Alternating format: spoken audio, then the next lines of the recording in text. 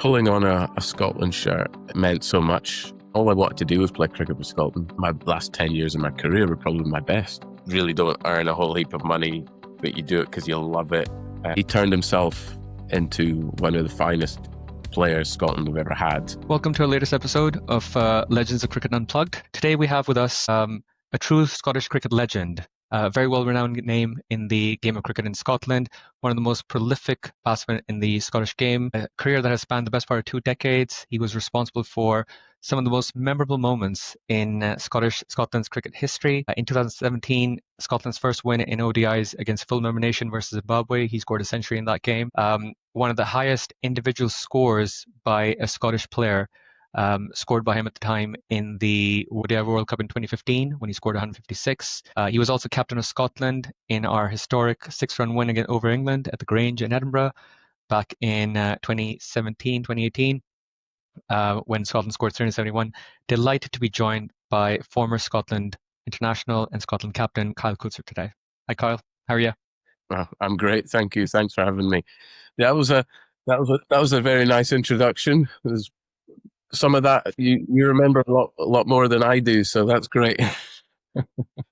Well, excellent, Kyle. You've had quite a journey in cricket, which I'm sure we'll get into very shortly, spanning the best part of 2 decades. But if I get right into it, Kyle, you've been a captain at various levels in Scotland. So you were captain, I understand, of the under-15 team, under-17 team, under-19 team, and then obviously the national team as well. Does captaincy leadership just come very naturally to you, or were you at the right place at the right time? I definitely think there's a little bit of,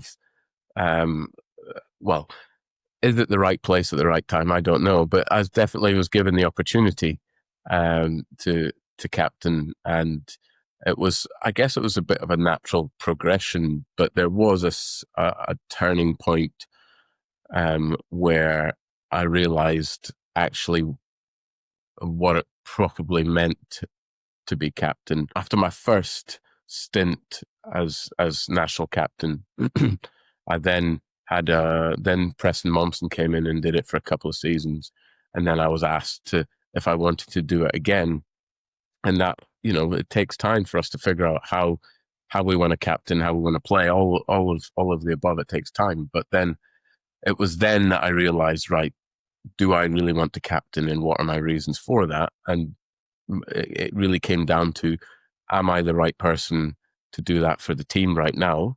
And will I add value in that? And will it be good for my game? And I think way too often, people just take up the captaincy role for the kudos of being a captain as opposed to actually being captain because you should be captain. No, it's the right decision to make. So that was the main sort of turning point for me when I realized, and that really helped and improved my captaincy as well. But I think the points leading up to that, it was certainly it was more a coach's decision as you come through the pathway in the juniors and things like that. That maybe I'm the right person to do it then. But when you get into a senior role, you've got to be the right person for the job, and is it right for you as well? Not just doing it for the so-called the cap and the Yep. kudos of doing it. And Kyle, when you were coming through the pathways, under 15s, under 17s, under 19s, did coaches ever have that discussion with you that, Kyle, there's more to you than just Kyle the batsman? We can see that there are leadership qualities in you or things that you could help drive the team forward. Was that a conversation that coaches would ever have with you? To be honest, no, not really. It's not something that it was, oh, you're going to be captain. It wasn't necessarily, oh, you being asked, do you want to do it? And I think the whole game's evolved though. Even in my time in my career, I think the whole game's evolved from just picking someone who should be captain by the staff to now where it's actually, are they the right individual amongst the group to help drive the team? And you have more in-depth conversations these days. I think coaching and everything, the whole thing about the game, and I'm assuming in a lot of sports and in a lot of environments, we've all progressed in the last 20 years, and it certainly wasn't a conversation that really happened that I remember happening. I just remember being told, oh, are you okay to captain? And you'd only ever say yes. You'd never say no. So, Of because you just course. wanted to Yeah. be part of the team, you do whatever you're asked to do, you know? Yeah. Yeah. Kyle, if you were to pick out your top sort of couple of moments as captain, what would the standout moments be? Mm.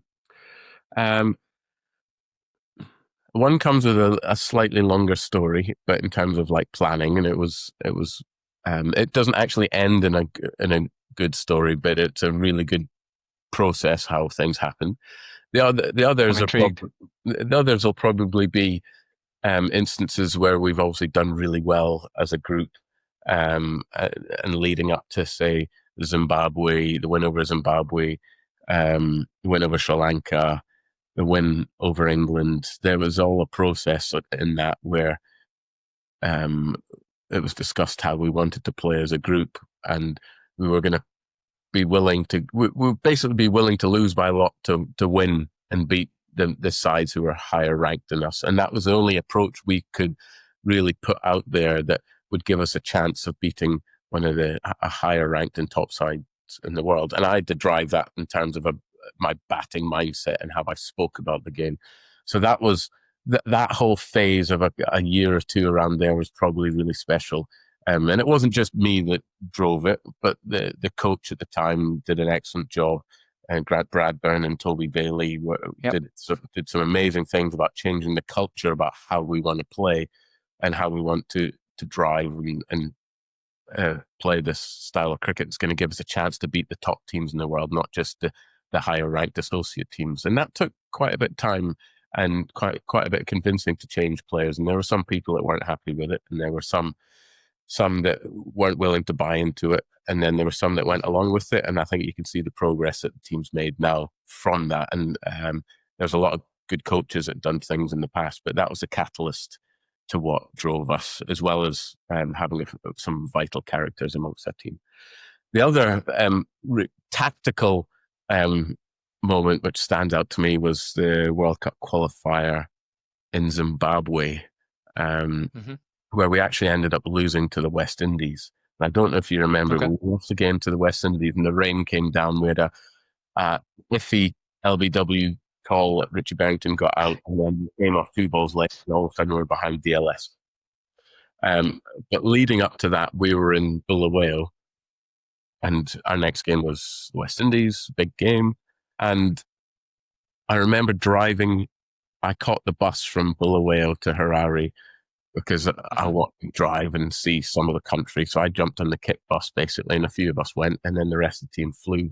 But we got down to the hotel in Harare early because there was all sorts of delays for the rest of the squad who were flying because the president decided to turn up and take the plane. So they ended up having to wait for the flight. So instead of their 45-minute flight, that took them about 8 hours in total to get down, and it took us Hmm. 5 hours on the bus. So we were sat just in the hotel in Harare, just watching video clips of the West Indies, and I just remember like being so clear on some of the plans against the West Indian players, how the mindset around they would often willing to take on the boundary riders and hit over. So our tactics were almost the opposite way, which we teach every team is I'll bring the field in and see Yeah. if they want to go over the top. But we were like actually set the field out and see whether they want to play the small game and knock. And they didn't want to. They want to clear the ropes, you know. And Yeah. there were a couple of tactical moves about players being slightly square and stuff, and they all came off on the day. And we bowled them out for just over 200. I remember Safian getting Chris Gale out first ball of the game, nicked across, nicked Hmm. off. And that was just one of those moments that things went so well to plan until DLS came into play and things. Delius came in. That tactically is a game that stands out for me. However, all the other stuff about captaincy was great, and that progression from a team that was a good team to a team that was going to beat some of the higher ranked teams in the world. So you've touched upon a couple of really interesting topics there, Kyle. One, I think, is you've always had a very swashbuckling, all action, aggressive, and dominating sort of batting style. And I think it's your role, not just at the top of the innings, where you've dominated opposition teams and higher ranked opposition teams as well. You've scored really good runs against some of the best bowlers around. But I think it's been passed on to that culture has been sort of infested in the rest of the team as well. And I think that change, seeing that change, that the evolvement of the team as well, taking and buying into that sort of culture and mindset of, taking on boundary riders, being more aggressive, being more dominating, has been brilliant to see. Have you always been like that, even as a youngster when you were coming through the ranks and the pathways, or is that something that once you came into the Scotland team, it started happening? Just talk us through that. Yeah, no, certainly not. When I was developing through the age groups and even into my time at Durham as an academy player and second team player, I never thought I'd be a white ball cricketer. I was a red ball cricketer. Okay. I would stand, play very straight. I'd drive the ball at fielders all day long because I'd play all the correct shots. And it just it hit mid off, it hit extra cover, I'd hit mid on, and I'd never get any runs. I mean, I'd get runs, right? But like I would hit a lot of fielders. And then Hmm. um, my mind started shifting to, right, I need to be a bit more aggressive. And I did some really good work with Jeff Cook at Durham. And I also played 6 winters in a row. I went away to Cape Town and and played and trained, and I was on the Western Province Academy. So I was like putting myself out there all the time. But I Hmm. think one of the biggest changes for me was probably when I was seeking sort of franchise opportunities and I wanted to put myself out there, and I managed to find a couple, and I found one in Hong Kong, in the Hong Kong T20 Blitz, and I had a Yep. few really good seasons out there. Um, but what I felt uneasy. So I felt uneasy because now the spotlight's on me. So they've signed me as an associate sort of overseas player. So now I have to perform, right? So then I'm being I put myself under pressure to keep improving my game. And I just found something extra. Um, I became a lot braver.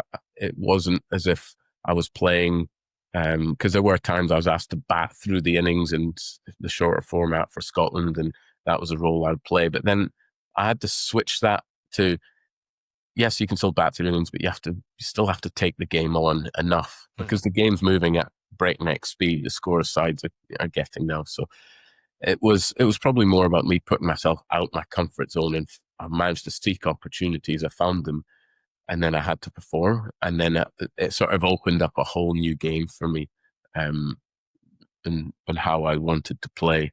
And that was probably my last 10 years of my career were probably my best.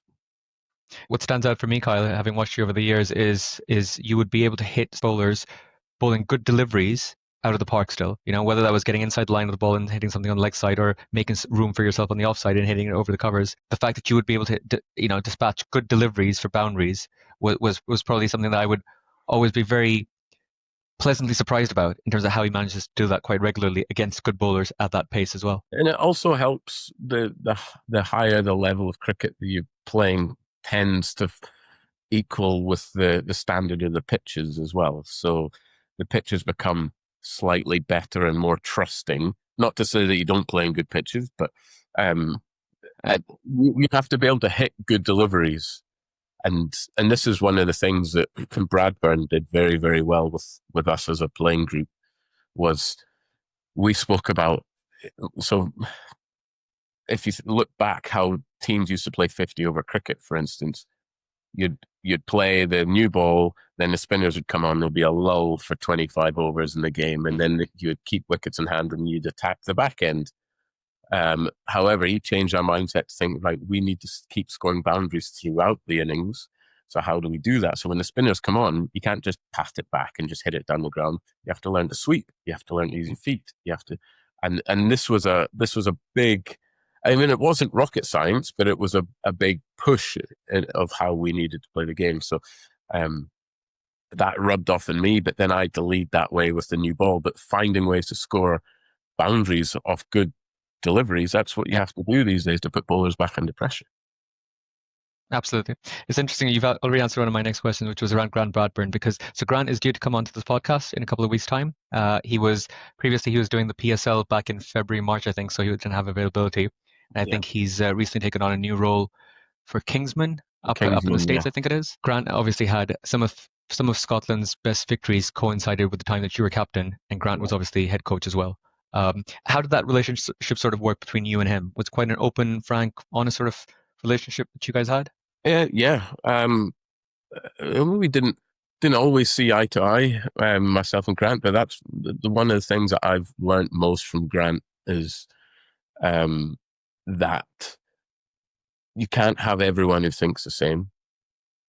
If you all think the same, you don't challenge, you don't, um, you all just stay within this one area. You don't venture out here to figure out what what else is capable. What are you missing? So yes, Grant and I, we got on very well. However, there was a time that he left me out, and I've asked him about this since. I said, Hmm. "Did you leave me out on purpose?" And he said, "No, it wasn't necessarily on purpose. But what I found and what happened to me in my game is that was another catalyst to me. Oh, I need to get better. I need to." So his reasons were very valid. He said, "Oh well, he wanted me to go back to Northamptonshire, and um, you know, I need to keep my contract down there, so I need to be playing." So that was a nice thing for him to be doing. However, he saw my career in T20s for Scotland where was my strike rate was a little bit low, and but that was I was being asked to play a batting through role, so so all of that sort of put into the mixing pot in the middle, and I got left out, and I didn't want to be left out. And but he was trying to Hmm. do something good for me, and I was like, no, I want to prove him wrong, and I want to be better. And then as it panned out, someone got injured, or someone had to go. I think it might have been Freddie Coleman ended up getting called back to Warwickshire. He had to go back, and I came back in, and I was one of the leading run scorers in the competition. But I played. So what it did is it got the best out of me, and I asked him whether he planned that, and he said no, not exactly, but it worked out pretty well. And there's another player that happened to as well. And I remember a full on Barney in the in the reception area, full on like argument, sending Callum McCullough back because he wasn't going to play. He was just missing out, and he came back and Okay. look how good he became as well. So sometimes being loyal is sometimes the best thing that people can do for you. And I guess that's what some of the best coaches do in terms of man management, trying to get the best out of players by trying to instill some sort of a reaction. I always wanted to ask you, what was it like from a mental perspective in terms of carrying the weight of a nation, being captain, carrying the weight of a nation on your shoulders that is trying to make its mark in international cricket, reach more World Cups, try getting full member status. What was that weight like for you as a captain? Did it ever play on your mind at all, or did you just sort of take it in your stride or not think about it? Um, for me, I think pulling on a Scotland shirt, it was always a lot more powerful um, because it meant so much to me. You play for a different franchise team, or you play for Durham, or you play for Northampton. I loved them. Don't get me wrong, I absolutely loved them. But when you pull on your national shirt, there's a bit extra that just comes along with that, and it means a lot more to you. However, I think I got to a stage where I was playing good cricket, and I was just kicking on. I think I just left Northants, and all I wanted to do was play cricket for Scotland. Like, because I felt like I always missed so much because I was away, and I missed all that stuff, and I wanted to go back and give back to Scotland. And so that last 8 to 10 years of me, there was always something that was pushing me even more. It was something greater than just playing for Scotland for me. It was about trying to get associate cricket on the map.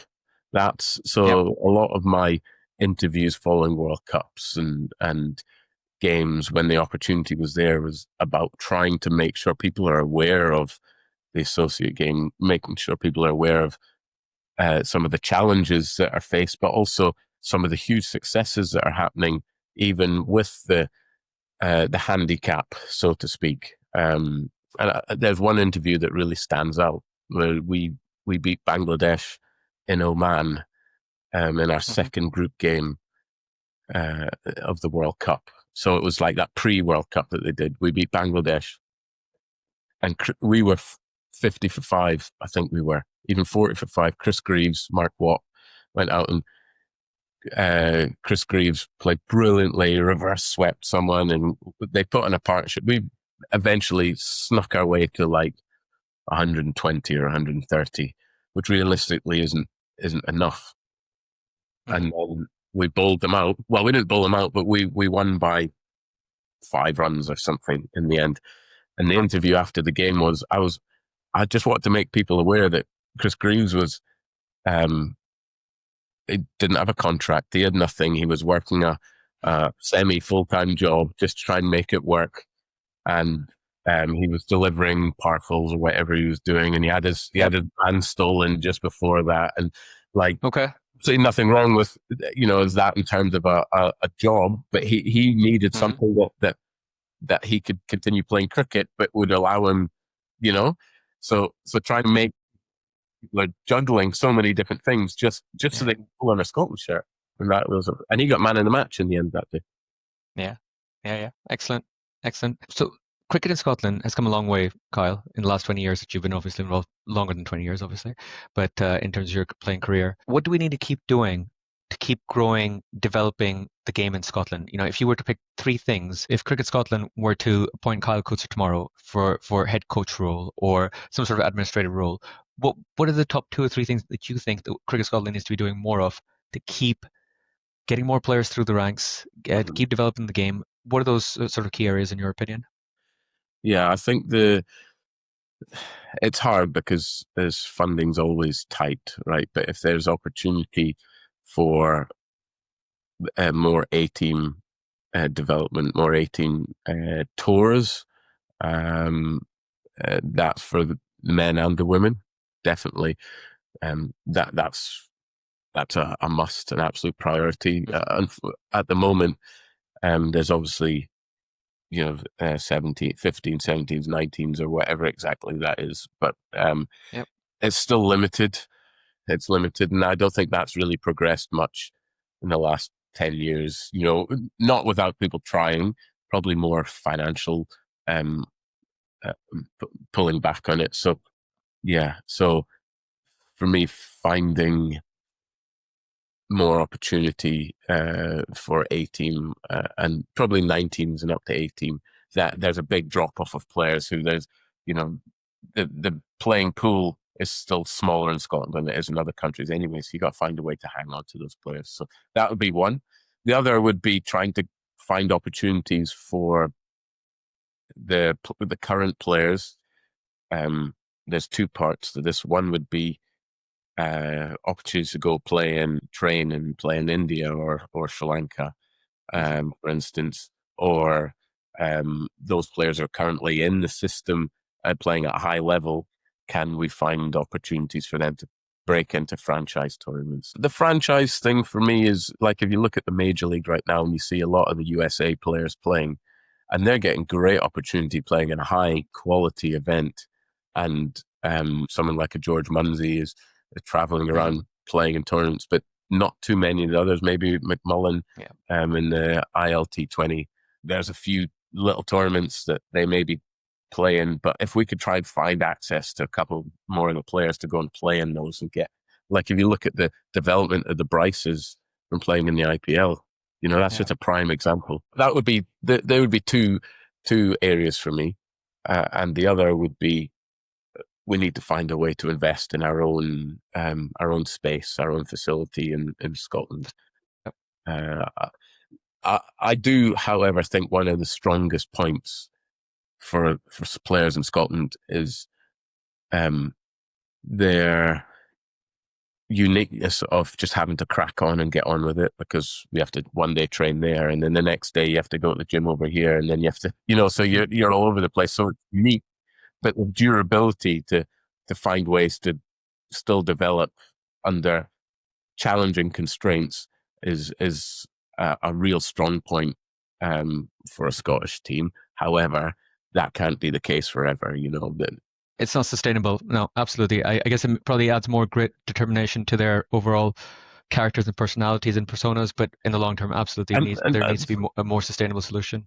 There's probably one other thing really is We've got a lot of really good people who give their time to coaching in Scotland. However, there probably needs to be additional funds found to keep making sure that the coaching and the knowledge amongst the coaches is as high quality as it can possibly be. Yeah. And that's everyone needs to develop, not only the players but the staff and the coaches around. That all needs to be more sustainable as well, because having the best quality coaches with as much knowledge as possible. Again, varied knowledge. It has to be varied because can't just be all Hmm. tunnel vision. But that that alongside the A team is probably the two biggest areas for me. Okay. Okay, excellent. Kyle, coming on to your batting once again. Your approach as a batsman. So correct me if I'm wrong, but I believe you had something like 600s and 21 50s in your playing career. You also had more than 400 boundaries in your career, I believe.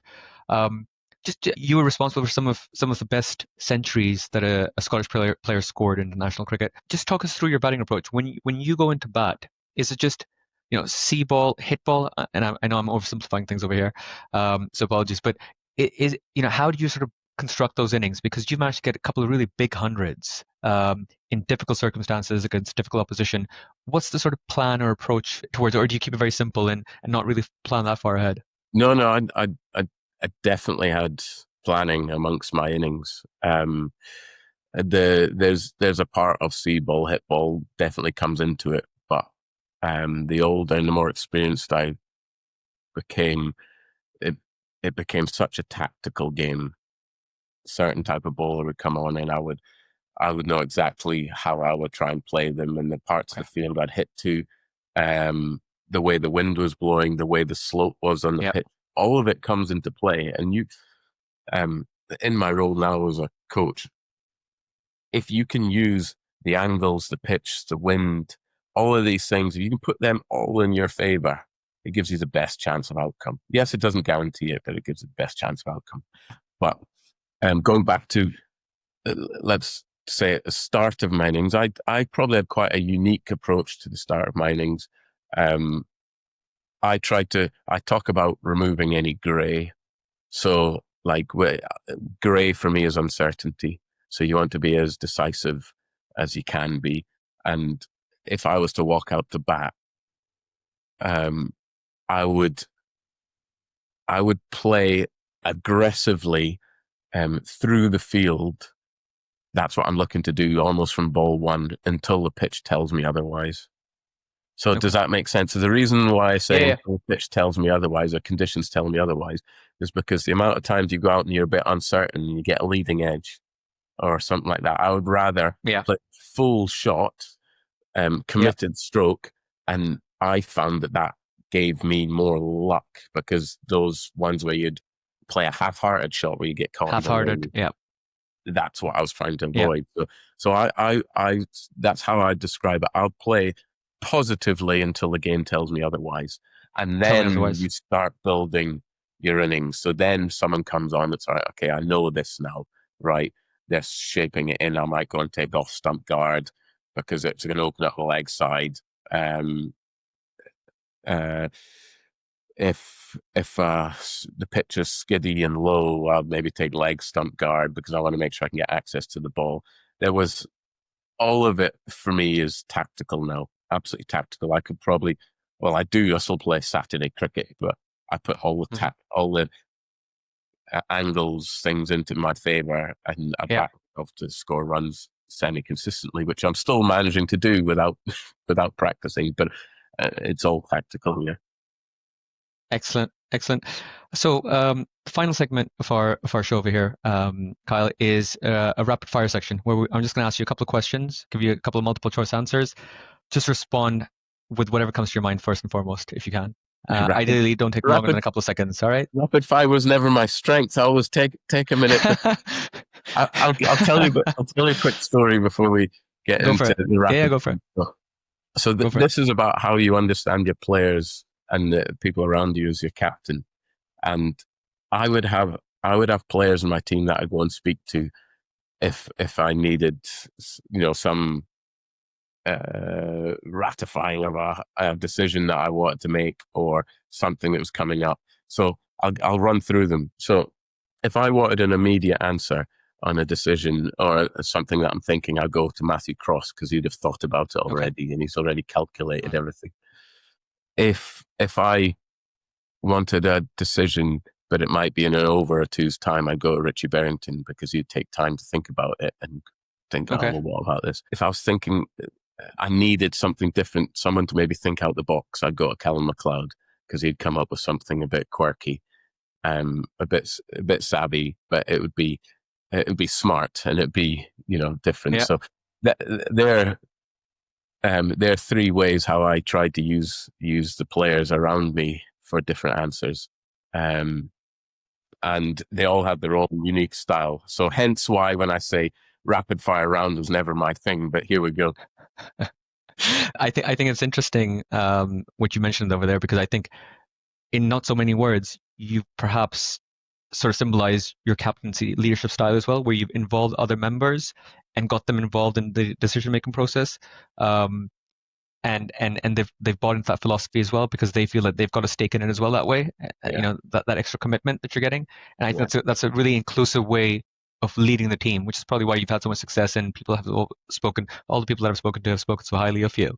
But yeah, that was really interesting. We're gonna try the rapid fire without those three, unfortunately, though today. no, no, that's fine. So, so you've played under a couple of captains. Correct me if I'm wrong. You played against Preston Momsen. You played under Gordon Drummond, and I think you played under Craig Wright as well. Yeah, Craig Wright Yep. and yeah, maybe Ryan Watson. No, maybe I missed Ryan. I'm not sure. Okay. So from those three, between Preston, Gordon, and Craig, who was the best captain in your opinion, and why? Ooh, that's a tough question, isn't it? Um, they Starting with the all heavy ones, they, Kyle. they all had completely different strengths. Um, so it's going to be hard to pick someone. So something that's really stands out for you. Something that really stands out for you between those three captains. Something that you remember and say, that really sort of struck a chord for me. Yeah, I I commend Righty for his decisiveness. Okay. He would be really upfront and um, he would say and make a decision at that point. So he was really useful in that way. Um, and his passion, absolutely stand out, absolute passion he had.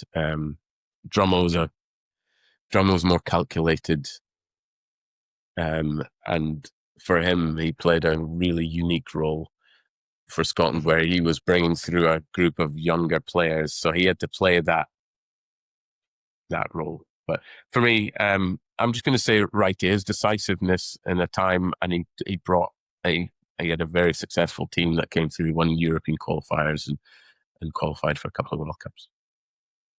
Okay. Best batsman you have played with. I can give you a list, or so Does I it can have give to you a be a list of Scottish players as well if you player? want. Does it have to be Scottish players? Yes. Yeah, a Scottish player. Yeah, for this one, yes. So yeah, I don't know if you've got one in mind. So best batsman that you have batted with or enjoyed playing with. Yeah, I mean, I enjoyed playing with all the guys; they were great. But I'm going to pick this one out.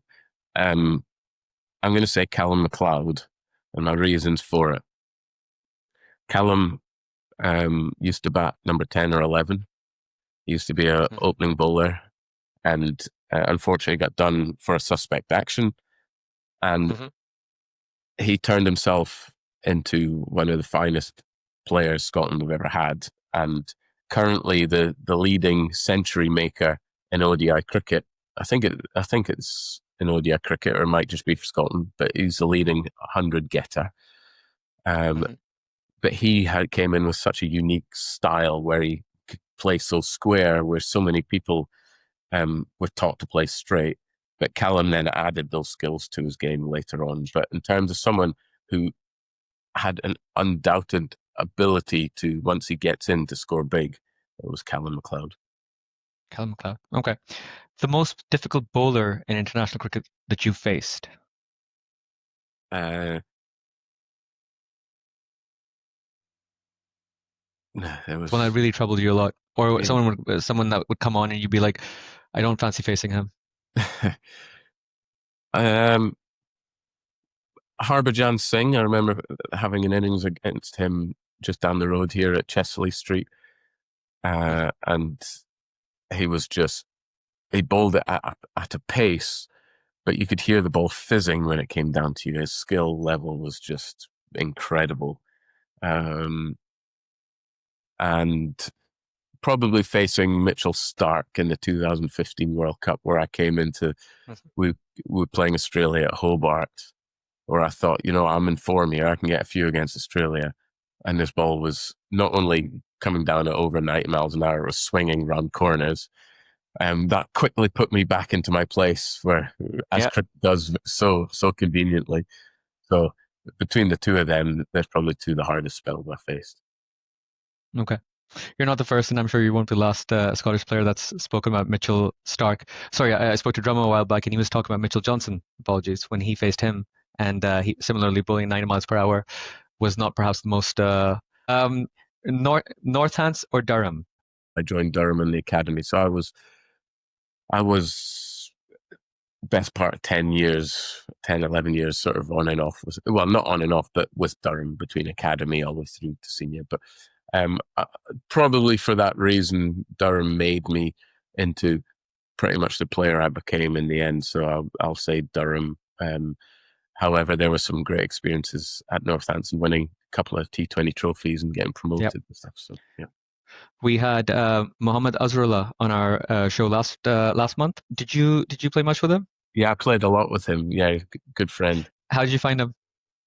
Brilliant. Absolutely. As a bowler, how did you find him? Yeah. As a bowler. Yeah. As a bowler, well, he used to run in and bowl bounces inside, so not much fun, to be honest. But as a skillful cricketer, he was brilliant, and he was quite a short in height person, but he made the most out of skill. He bowled a brilliant Yorker and reverse swinging Yorker. He was so skillful. But yeah, I loved spending time with Azza. He was a great guy, good character around the group. Yeah. So you've received a couple of major achievements in terms of, and none bigger than obviously being awarded MBE for your services in cricket, which was a massive achievement in itself. But also in 2020, correct me if I'm wrong, but I believe you were nominated and awarded ICC Associate Cricketer of the Decade. Which award is bigger to you, means more to you? Wow, that is a big one. Wow. I absolutely loved the Associate Cricketer of the Decade because I felt that was a whole lot of sacrifices that had gone into achieving that. It doesn't come with all the bells and whistles sometimes, traveling away from family. You really don't earn a whole heap of money, but you do it because you love it. Growing the game. So, and yeah, like the growing the game, trying to increase the stature of associate cricket. So I was massively proud of that award. And there's some fine players who come through who maybe then played for full member countries who may well have taken that award. But I was very fortunate to be awarded that. So I think that for the longevity of that, probably that award. Kyle, if you were not a cricketer, I know how much you love cricket through and through, but if you were not a cricketer, what would you be? What do you think I would be? I would have to be doing something that involves a team environment, a group environment. What that would be, I'm not totally sure, but in sport or outside of sport? Yeah, probably inside of sport. I like the group dynamics. I like understanding, trying to get the best out of people. It probably still be involved in events of some kind, I would say. Okay.